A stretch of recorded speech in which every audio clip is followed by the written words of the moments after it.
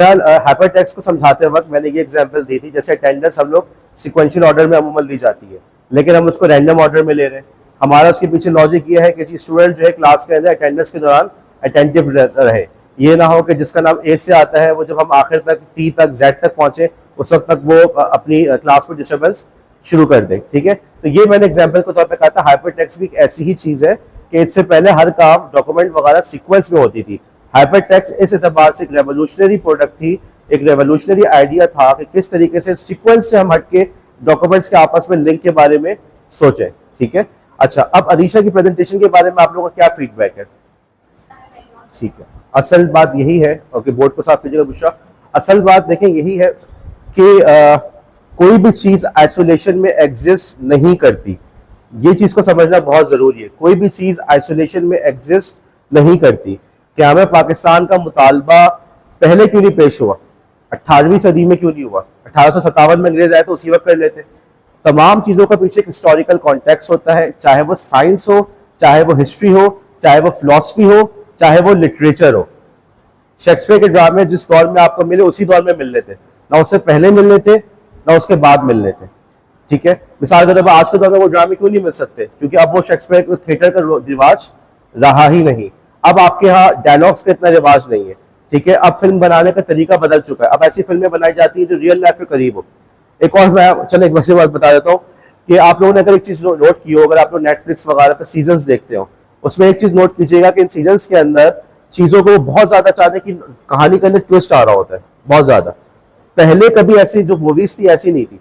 पहले जो मूवीज थी 90s में भी अगर आप देखें, इंडियन फिल्म भी देखें, उसमें भी नजर आता था कि हीरो है, हीरो ने जिंदगी में कुछ मसाइल का सामना किया, आखिर में हीरो जीत जाता था। 2.5 से 3 घंटे की मूवी होती थी और आखिर तक हीरो जीत चुका होता था। अब जो आपके टीवी शोज चल रहे हैं उसमें कॉम्प्लिकेशन पे कॉम्प्लिकेशन, कॉम्प्लिकेशन पे कॉम्प्लिकेशन, जिसको आप हीरो समझ रहे हैं, पता चलता है बाद में आगे चल के वो विलन बन जाता है। ठीक है, कहानी के अंदर ट्विस्ट पे ट्विस्ट आ रहा है। पहले क्यों नहीं ऐसा होता था? अब इसका जवाब अगर चाहिए, हमारा टॉपिक नहीं है।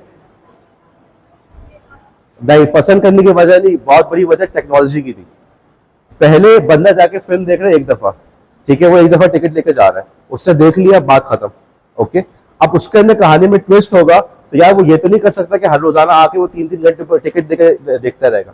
अब जब हर किसी के घर के अंदर अपना सिनेमा है, हर बंदा घर के अंदर अपनी मर्जी के शोज देख सकता है, जब चाहे देख सकता है। पहले टीवी पे क्या होता था, प्रोग्राम आता था 8 से 9 बजे ड्रामा, उसमें आप इतना ट्विस्ट नहीं कर सकते, लाइट भी चली जाती थी, राइट। अब क्या हो रहा है कि यार नहीं भी देखा, एक साथ सारे बैठ के देख लो, या इतवार के दिन पूरे तमाम एपिसोड एक साथ देख ली, अपनी मर्जी चल रही है, राइट। अब वो इसको आपको ये व्यूअर के पास ये ऑप्शन है कि वो किसी भी शो को बार बार देख सकता है। अब आपने ट्विस्ट डाला तो उसके पास मौका है कि उस ट्विस्ट को समझने के लिए बार बार देख के उसको देखता रहे। एक बात, एक और बात, सोशल मीडिया। अब वो चाहते हैं कि मूवी में या नॉवल में या सीजन के अंदर ऐसा ट्विस्ट हो कि उसके बारे में सोशल मीडिया पे हंगामा मच जाए। बहुत सारे शोज के अंदर जानबूझ के कोई ऐसी चीज डाली जाती है कि कुछ कंट्रोवर्सी खड़ी हो और लोग सोशल मीडिया पे उस पर बात करें।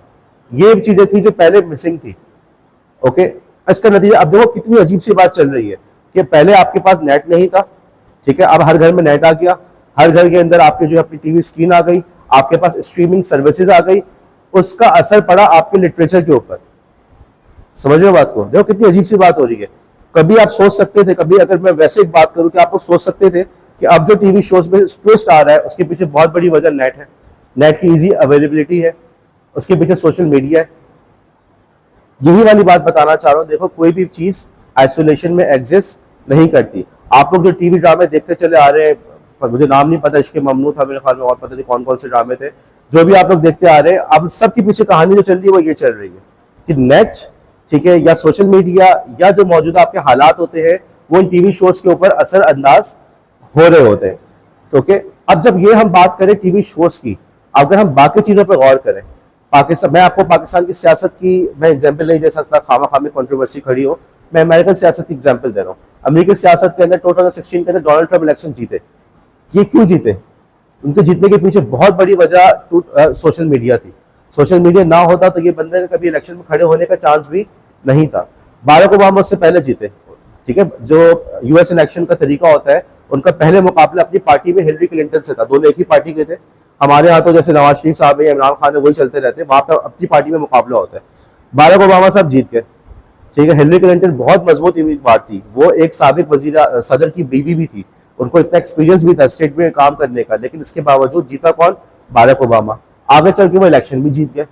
क्या वजह थी? इसकी वजह ये थी कि वो पहला बंदा था अमेरिकी सियासतदान जिसने सोशल मीडिया का इफेक्टिवली यूज किया था। अब ये जो नेट है, ये आप पे कहाँ पे असरअंदाज हो रहा है? हिस्ट्री पे असरअंदाज हो रहा है, अमेरिकी सियासत पर असरअंदाज हो रहा है। जब अमेरिकी सियासत पर असरअंदाज हो रहा है तो पूरी दुनिया की सियासत पे असरअंदाज हो रहा है। हर चीज आपस में लिंक्ड है, इस चीज को समझना बहुत जरूरी है। एक मूवी का एक डायलॉग था, मुझे बड़ा पसंद था और बहुत उसमें जबरदस्त बात थी कि बेसिकली एक फैशन कंपनी है, ठीक है, उसमें एक लड़की जाती है, वो बात कर रहे होते हैं वहां पे जो फैशन डिजाइनर्स होते हैं कि यार ये वाला शेड यूज करना, ये वाला शेड, तो लड़की मजाक उड़ाती है, शेड्स में क्या फर्क है, आप ऐसी बात करें। अब वो खुल कर बताते कि तुमने जो ये कपड़े पहने हैं तो हमारा मजाक उड़ा रही हो, तुमने जो ये कपड़े पहने ये वाला डिजाइन तब आया था, ये वाला डिजाइन तब आया था, ये तब आया था। हम हैं जो तुम्हारे हर चीज को डिसाइड करते हैं कि तुमने क्या पहनना है, तुम्हें पता नहीं चलता लेकिन हमें पता होता है, हम तुम्हारे डिसाइड कर रहे होते हैं। और ये आपको नजर आता है पाकिस्तान के दुनिया भर के फैशन ट्रेंड्स के अंदर, हर चीज आपस में लिंक्ड है। ये चीज आपने के लिए एज अ स्टूडेंट भी समझना जरूरी है, ठीक है। आप लोग चीजों की डेप्थ में जाए, उस चीज में ना रहे कि जी कंप्यूटर की डेफिनेशन याद कर ली या कंप्यूटर की हिस्ट्री के इंपॉर्टेंट इवेंट्स याद कर लिए। आप लोग के लिए जरूरी है कि आपको पीछे पूरा हिस्टोरिकल कॉन्टेक्स्ट हो, और जब आप टीचर बन जाए तो भी आपके जिम्मे यही काम है। एज ए अच्छा टीचर वही होगा जो तमाम चीजों को पूरे जोड़ के दिखाए। अगर आप पाकिस्तान स्टडीज पढ़ा रहे हैं तो आप पीछे पूरा हिस्टोरिकल कॉन्टेक्स्ट बताएं, कायदे के 14 पॉइंट्स पहले क्यों आए थे, पहले क्यों नहीं आए, उस वक्त क्यों आए, क्या वजूहात थी, पाकिस्तान का मुतालबा पहले क्यों नहीं हुआ, क्या वजह थी कि जो उन्होंने खास मौके पे किया। एक और बात भी सोच सकते हैं, पाकिस्तान 1947 ही में क्यों आजाद हुआ, इससे पहले क्यों नहीं हुआ, उसके बाद क्यों नहीं हुआ। इसकी वजह जैसे ये थी सेकेंड वर्ल्ड वॉर हुई थी। खैर बहुत सारी बातें, यही हाल आपका फिजिक्स में भी है, यही हाल आपका केमिस्ट्री के अंदर भी है, ठीक है। ये बात समझ में आई। अब आगे बढ़ते हैं। हमने बात शुरू की थी हाइपर टेस्ट के हवाले से, ठीक है। अब हमने बात की, हम कहाँ पहुंचे थे? 1989 के ऊपर। हम 1989 पे पहुंच गए थे और हमने बात की कि 1989 के अंदर टिम बर्नर ली साहब जो थे उन्होंने एक बड़ा कारनामा किया। उन्होंने टेड नेल्सन साहब के जो आइडियाज के मिसिंग पॉइंट्स थे, जो चीजें रह गई थी, उन तमाम चीजों को वो लेकर आ गए। ये उनका वाकईतन बहुत बहुत बहुत बड़ा कारनामा है। अगर इसको सोचा जाए, वो बंदा था जिसकी वजह से वो कहते हैं पानी का पहला खतरा बना। अच्छा, एक मजे की बात है, अगर आप लोगों ने गौर किया हो कि अक्सर ऐसा होता है कि कुछ छोटी सी जैसे डैम है, डैम के अंदर छोटा सा सुराख होता है, ठीक है, वक्त पर उसको बंद नहीं किया तो क्या होता है, अचानक ही पूरा सैलाब का रेला बन जाता है। ऐसा ही है साइंटिफिक इन्वेंशन में भी कुछ ऐसा ही होता है। एक चीज छोटी सी शुरू होती है और उसके बाद इस तेजी से तब्दीलियां आने लगती है कि इंसान हैरान रह जाता है। दुनिया में पहला सैटेलाइट जो स्पेस में भेजा गया, क्या नाम था उसका? हाँ, शर्माने की जरूरत नहीं सर, मुझे नहीं मालूम, बस खत्म। ओके, स्पुतनिक नाम था, रशिया ने भेजा था 1957 के अंदर। 1957 दुनिया का पहला आदमी जो चांद पे पहुंचा, कब पहुंचा? नील आर्मस्ट्रांग नाम था, अपोलो मिशन था, कब पहुंचा था? 1969, ठीक है। 1957 1969 कितने साल है बीच में?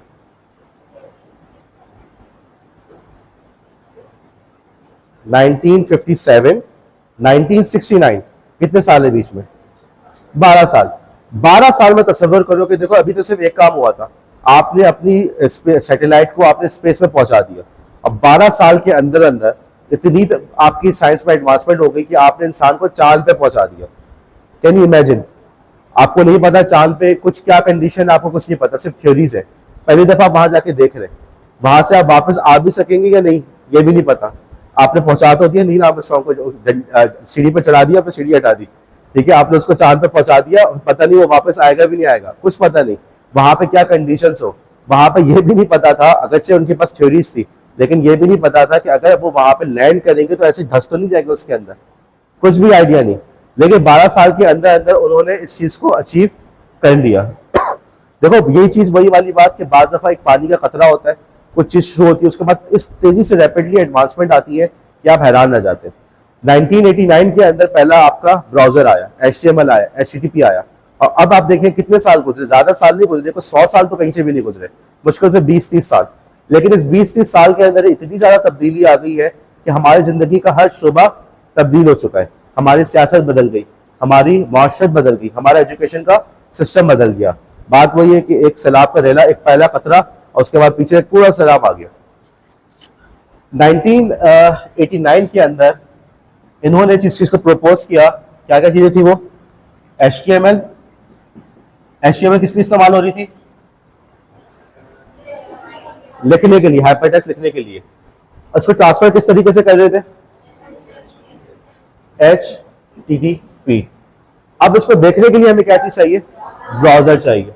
ये काम इन्होंने किया, टिम बर्नर-ली ने, ठीक है। इनका जो पहला ब्राउजर था जो कि 1990 में आया, इसका नाम था मोज़ैक, सॉरी इसका नाम था नेक्सस, ठीक है। ये हो गया पहला ब्राउजर। फिर थोड़ी सी अच्छा, इस ब्राउजर में क्या था? सिर्फ टेक्स्ट। तो टेक्स्ट है ना, तस्वीरें भी नहीं है, कलर्स भी नहीं है, कुछ नहीं है। तो अमूमन इसको यूनिवर्सिटी के रिसर्चर्स इस्तेमाल करते थे। मिसाल के तौर पे क्लास के टाइम टेबल डाल दिया, क्लास के नोट्स डाल दिए, यही था उस जमाने में। ये सारे जो HTTP के सर्वर्स वगैरह सब कुछ होता था वो यूनिवर्सिटीज में ही होता था, आम लोगों के पास उसकी एक्सेस अमूमन होती भी नहीं थी। बड़ी तब्दीली आई 1993 के अंदर। यहां पे एक ब्राउजर बना मोज़ैक के नाम से। मोज़ैक बनाने वाली जो कंपनी थी, जो बेसिकली एक रिसर्च इंस्टीट्यूट था जिसका नाम था national centre for super computing advancement, ठीक है, NCSA। इसमें मौजूद थे साहब मार्क एंडरसन। याद करने की जरूरत नहीं है, नोट्स मिल जाएंगे, ठीक है, असल समझने पर जोर दो। इस वाले ब्राउजर में क्या था? सिर्फ टेक्स्ट शो कर रहा था। इस ब्राउजर के अंदर क्या खुसूसियत थी कि वो इमेजेस भी शो कर सकता था, ये था। अब आप लोग बोलेंगे सर ये क्या बात होगी, हम तो वीडियोस देखते हैं, हम तो सॉन्ग सुनते हैं। उस जमाने में ये बहुत बड़ी बात थी।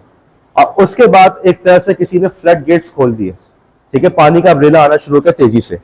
मार्क एंडरसन साहब ने इस कंपनी को, रिसर्च इंस्टीट्यूट को छोड़ा। उन्होंने कहा यार मैं अपनी कंपनी बनाऊंगा। 1994 के अंदर उन्होंने ब्राउजर बनाया जिसका नाम रखा नेट एस्केप। और ये वो नेट एस्केप है जिसने आम आदमी तक नेट को पहुंचाया।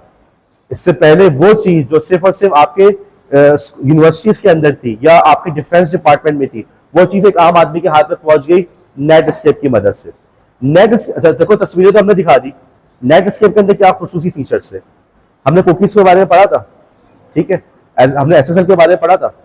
नेट एस्केप वो पहला ब्राउजर था जो कुकीज को और SSL को सपोर्ट करता था। उसने कहा कि भाई अगर आप जाके किसी दुकान पर खरीदारी कर रहे हैं, ठीक है, वही वाली बात जब पूरी बात, तो आपके जो हम कुकीज भी स्टोर रखेंगे और कुकीज दुकान तक भेजेंगे ताकि फहद को पता हो कि भाई ये फायजा आई है मेरी दुकान पे खरीदारी करने के लिए। फायजा का पासवर्ड ये, हमने फायजा को वेरीफाई कर लिया, ठीक है। इससे पहले कुकीज का तस्वुर नहीं था, जब ब्राउजर कुकीज को सपोर्ट नहीं करते थे। नेट एस्केप वो पहला ब्राउजर था जिसने कुकीज को सपोर्ट किया। फिर साथ ही साथ उन्होंने कहा यार एक और मसला भी तो हो रहा है, फायदा चाह रही है कि मैं पेमेंट करूं ऑनलाइन, मैं अपने अकाउंट की डिटेल्स डालूं। अमेरिका वगैरह के अंदर ना ये क्रेडिट कार्ड का सिस्टम बहुत पहले से मौजूद है। ये ना समझिए कि नेट आया फिर क्रेडिट कार्ड आए, ये सब कार्ड्स वगैरह वहां पहले से चल रहे। उन्होंने कहा कार्ड वाला जो सिस्टम है जिसपे वो जो है फायजा अपना कार्ड का नंबर डालेंगी, कोड डालेंगी, उसके जरिए से पेमेंट कर सके। लेकिन ये काम तो कोई भी चीज, कोई बंदा भी पढ़ सकता है, कोई भी देख सकता है, कैसे करे? मार्क एंडरसन ने कहा कि भाई हम है ना, हम दे रहे हैं आपको इसके अंदर SSL भी, आपके ब्राउजर के अंदर कुकीज भी आ गई और SSL भी आ गई। अब वो कौन सी चीज है जो आपको ऑनलाइन शॉपिंग से रोक रही है? राइट, अब आप आराम से ऑनलाइन शॉपिंग कर सकते हैं। आप दुकान पे जा रहे हैं, किसी भी ऑनलाइन स्टोर पे जाके वहां पे आप अपनी आइडेंटिटी भी प्रूफ कर रहे हैं और साथ ही साथ उनको आप अपने सिक्योर इंफॉर्मेशन को एक्सचेंज भी कर सकते हैं। तो ये वो चीज थी जिसके बाद से, जिसे कहने के आम शॉप्स ने, आम मार्केट ने, लोगों ने ब्राउजर को यूज करना शुरू कर दिया। लोगों को सबसे पहले इसके अंदर पोटेंशियल नजर आया, ठीक है। देखो ये कुछ ऐसी ही बात है जैसे आईफोन की। पाकिस्तान की एग्जांपल दे रहे हैं, पाकिस्तान में फोन्स हमेशा मौजूद थे, ठीक है, लेकिन इतना, और लोग उस जमाने में, आप लोगों ने नोकिया का देखा था, N95 वगैरह का नाम सुना, सिम्बियन सेट होते थे। लेकिन जो असल पाकिस्तान में रेवोल्यूशन आया वो तब आया जब टच स्क्रीन वाले मोबाइल आने लगे। टच स्क्रीन वाले मोबाइल का दौर आया, अब सबको ईजी लगने लगा, ठीक है। मोबाइल के ऊपर हाथ लगा के करना वो ज्यादा आसान है। फायदा इधर सुनो, मोबाइल पर हाथ लगा के देखना ज्यादा आसान है बनस्बत कीबोर्ड के जरिए से किसी चीज को कंट्रोल करना। चीज आसान हो गई, लोगों का एक तेजी से अडॉप्शन हो गई कि अब हर बंदे के हाथ में मोबाइल फोन मौजूद है। यही चीज नेट एस्केप ने की। ये तमाम कॉम्प्लिकेटेड जो बातें थी वो तमाम की तमाम बातें उसने छुपा दी। वो कुकीज जब भेज रहा है तो बता नहीं रहा कि भाई मैं कुकीज भेज रहा हूँ, वो खुद खामोशी से सारे काम कर रहे हैं, ठीक है। जब उसने SSL को इनेबल किया तो वो खुद सारे काम कर रहे हैं कि भाई आप परेशान ना हो, आप बस इसमें इंफॉर्मेशन डालो, अपना कार्ड की डिटेल्स डालो, आपकी ऑनलाइन ट्रांजैक्शन कंप्लीट हो जाएगी। ठीक है, ये वाला काम कब हुआ? 1994 में नेटस्केप से। उसके बाद अच्छा, अब उस दौरान में माइक्रोसॉफ्ट दुनिया की सबसे बड़ी कंपनी थी। माइक्रोसॉफ्ट किस प्रोडक्ट की वजह से ज्यादा मशहूर थी जी? आपका नाम जोर से बोलेगा। राबिया जी। माइक्रोसॉफ्ट की किस वजह से मशहूर थी? माइक्रोसॉफ्ट का कौन सी चीज ज्यादा मशहूर, आज भी मशहूर है? Windows operating system. Windows operating system. तो माइक्रोसॉफ्ट उस जमाने में विंडोज चल रहा था, उस वक्त तक विंडोज 95 भी नहीं आई थी, विस्टा वगैरह तो बहुत आगे की बात है, 95 भी नहीं आई थी। तो बिल गेट्स साहब का ये ख्याल था कि यार ये नेट जो है ना, ये तो बस ऐसी चीज है। बाकायदा बिल गेट्स साहब का इंटरव्यू, दुनिया के अमीर तरीन इंसान है, नाम सुना बिल गेट्स का? तो उसका ये विजन था उस जमाने में। उन्होंने कहा यार नेट तो कुछ भी नहीं है, बस ये खत्म हो जाएगा, ये चलेगा, कंपनीज में कुछ लोग यूज करें, कितना नहीं है। लेकिन नेटस्केप ने जब एक आम आदमी तक नेट को पहुंचा दिया, एक आम आदमी भी जो है ब्राउजिंग शुरू कर रहा है, एक आम आदमी भी नेट पर सर्फिंग कर रहा है, ऑनलाइन परचेजिंग कर रहा है, तो ये भी जाग गए। उन्होंने कहा यार ये तो हमसे बहुत बड़ी गलती हो गई है, ये मार्केट के अंदर एक बहुत बड़ा रेवोल्यूशन आया है और हम इससे बाहर हैं। उन्होंने जल्दी से अफरा तफरी में 1995 के अंदर अपना ब्राउजर निकाला जिसका नाम था, अदील क्या नाम था? आगे बोलो। Internet explorer. ये बहुत बदनाम भी हुआ। बदनाम इसलिए हुआ, इसके अंदर अफरा तफरी में तेजी से बनाया था, इसमें बहुत सारी खामियां थी। जल्दी में क्यों बनाया था? ताकि वो नेटस्केप का मुकाबला कर सके। पहले तो उन्होंने नेटस्केप को परचेज करने की कोशिश की, वो नहीं कामयाब हुए। मार्क एंडरसन ने मना कर दिया कि जितने भी पैसे दोगे नहीं बेचूंगा। उन्होंने जल्दी में अपनी प्रोडक्ट बनाई। ठीक है, तो 1995 के अंदर उन्होंने रिलीज किया इंटरनेट एक्सप्लोरर, और यहां से ब्राउजर वॉर का आगाज हुआ। अब आप कहेंगे ब्राउजर वॉर क्या होती है? यूं समझिए कि दोनों के दरमियान जबरदस्त किस्म का मुकाबला शुरू हो गया कि हम मार्केट को कैप्चर कर सके। पाकिस्तान में इसकी example, for example mobile market के अंदर मुख्तलिफ कंपनीज कोशिश कर रही होती है कि जी हमारी मार्केट ज़्यादा से ज़्यादा कैप्चर हो। शूज़ के अंदर आपका कंपटीशन चलता रहता है। बाहर किसी ज़माने में अमेरिका के अंदर कोका कोला और पेप्सी के दरमियान जंग चलती थी कि मार्केट हमारी हो, हम मार्केट को कैप्चर करें। तो इन दोनों के दरमियान इस चीज़ का मुकाबला शुरू हो गया कि नेटस्केप और इंटरनेट एक्सप्लोरर के अंदर कौन ज़्यादा मार्केट कैप्चर करता है। ठीक है, कौन जीता इसके अंदर? कौन जीता? नेटस्केप जीता। और क्यों जीता इंटरनेट एक्सप्लोरर? आपको कैसे लगा इंटरनेट जीता है?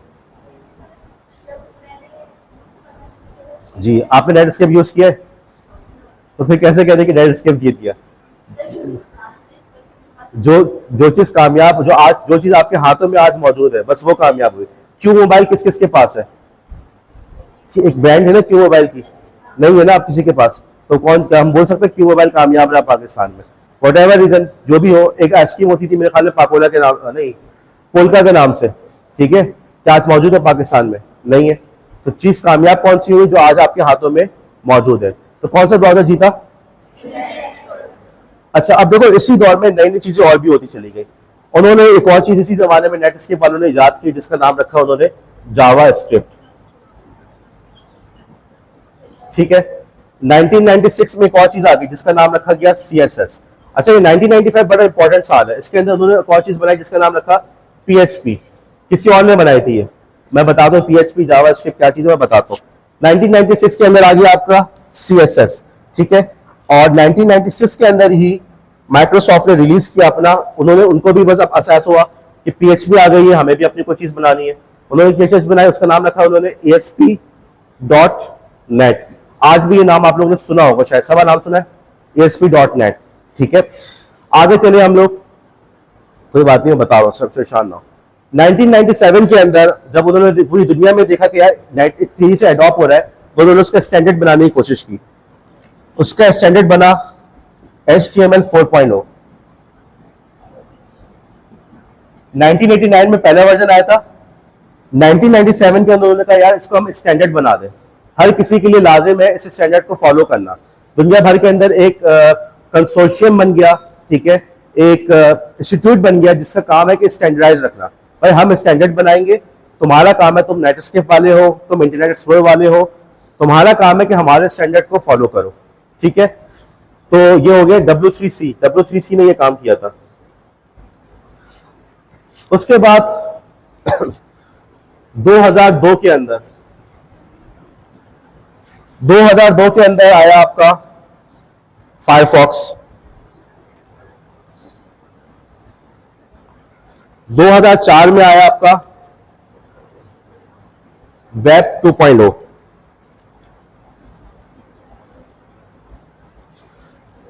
2008 के अंदर आया आपका गूगल क्रोम, ठीक है।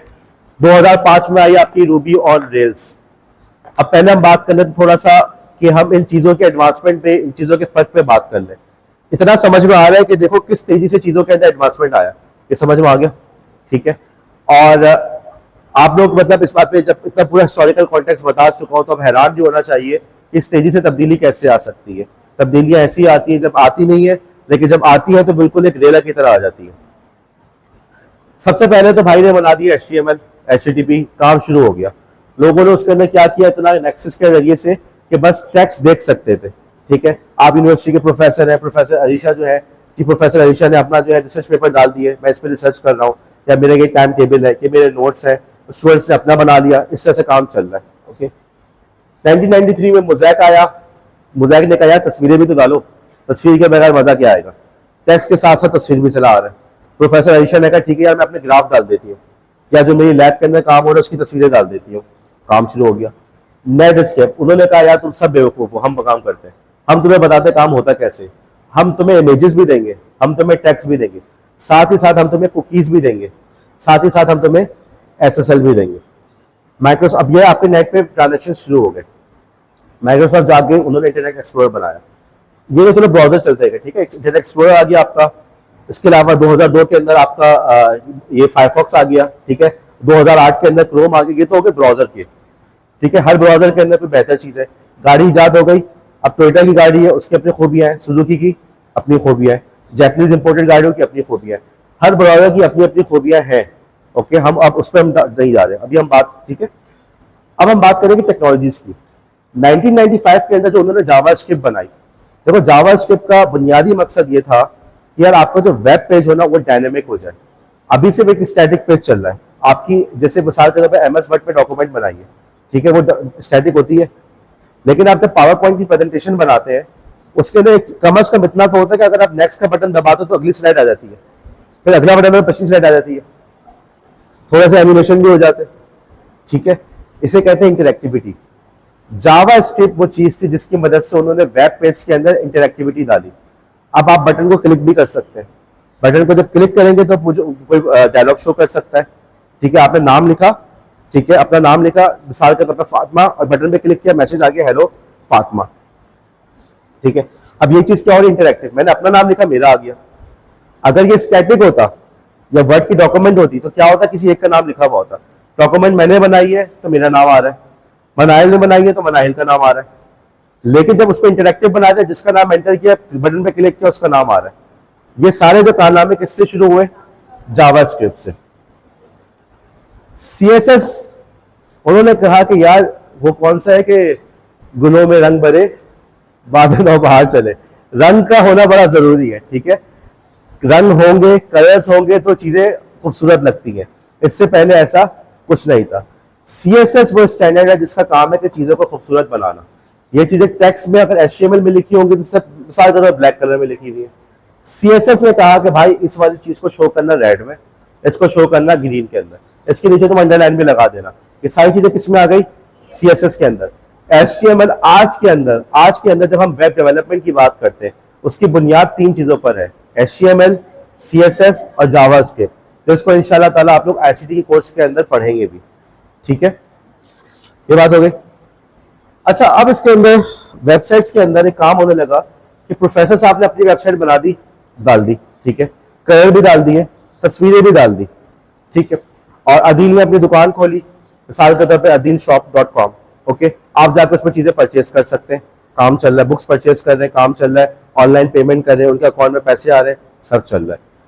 आपने कहा चलो यार इसके अंदर जावास्क्रिप्ट भी डालो ताकि जब सोहा उसके अंदर अपना कार्ड नंबर डाले तो उसी वक्त वो एरर बता दे भाई तुमने कार्ड नंबर गलत डाला, ये कार्ड नंबर ऐसा थोड़ी होता है, ये तो फोन नंबर लग रहा है, उसी वक्त एरर आ जाए। इसके लिए आपने क्या किया, जावास्क्रिप्ट। आपने कहा यार शक्ल सूरत थोड़ी खूबसूरत होनी चाहिए, वेबसाइट ये थोड़ी स्टैटिक बना दो, कुछ कलर्स हो, कुछ डिजाइन हो, कुछ चीज यहाँ हो, कुछ चीज वहां हो, देखने में अट्रैक्टिव से लगे। उसके लिए उन्होंने बना दिया CSS। अब एक और चीज आई, उन्होंने कहा यार कि हमारे पास इस बात की कैपेबिलिटी होनी चाहिए कि पीछे हमारा एक सर्वर हो, वो उस वक्त की नौयत के हिसाब से आपको जवाब भेज सके। ठीक है, उस वक्त की नौयत के हिसाब, वही वाली बात हो रही है। देखो HTML की डॉक्यूमेंट जो हमने वर्ड की डॉक्यूमेंट बनाई वो क्या है, स्टैटिक है, उसमें कोई चेंजेस नहीं है। उसमें हमने थोड़े से कलर्स डाल दिए, उसके अंदर जावास्क्रिप्ट की मदद से हमने उसको इंटरेक्टिव बना दिया, तो ये चीज जैसे पावर पॉइंट की तरह हो गई। लेकिन अगर आप उसके अंदर हम ये चाहते हैं कि जब स्टूडेंट जा रहे हैं, ठीक है, मिसाल के तौर पे अगर आप रात के 8 बजे पावर पॉइंट की प्रेजेंटेशन खोलें तो उस वक्त पीछे डार्क कलर आ जाए, ठीक है, रात का वक्त को चांद सितारे नजर आ रहे हो और उस वक्त का टाइम भी लिखा हुआ आ रहा हो, रात का बज के 8:15 PM हो रहा है। ठीक है, बुशरा अगर सुबह के वक्त करें तो सुबह के वक्त सूरज शुरू होता हुआ नजर आए और सुबह का टाइम भी आ जाए, ठीक है, 6:15 का। अगर फहाद जो है वो उस वेबसाइट को एक्सेस करें कनाडा से तो कनाडा का टाइम आ रहा हो, पाकिस्तान का टाइम ना आ रहा हो। ठीक, इस काम के लिए उनको जरूरत थी एक ऐसी लैंग्वेज की जो सर्वर पे हो, वो देखे कि यार ये बंदा किस वक्त मेरे पास आया, ये बंदा आया है कनाडा से और ये बंदा मेरे पास आया है रात के वक्त, इसलिए इसको रात वाली प्रेजेंटेशन देनी है और इस टाइम के साथ देनी है। इन तमाम कामों के लिए उनको एक लैंग्वेज की जरूरत पड़ी जो सर्वर पे काम करे। उसके लिए पहली लैंग्वेज हुई PHP, आगे चल के माइक्रोसॉफ्ट ने उसके मुकाबले बनाई ASP.NET।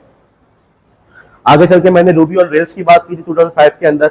वो तमाम लैंग्वेजेस का काम ये होता है कि जी पीछे से सर्वर पे वो चल रही होती हैं और आपके आगे डेवलपमेंट के अंदर आसानियां पैदा कर रही होती हैं।